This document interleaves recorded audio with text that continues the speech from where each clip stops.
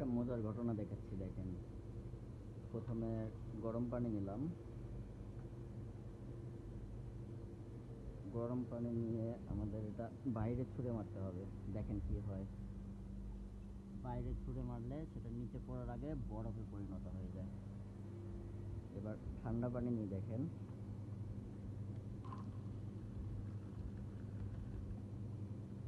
ঠান্ডা পানি যদি উপরে ছুঁড়ে মারি তাহলে নিচে পড়ার আগে সেটা কিছুই হয় না।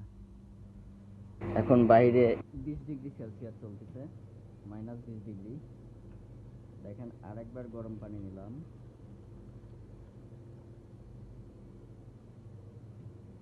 গরম পানি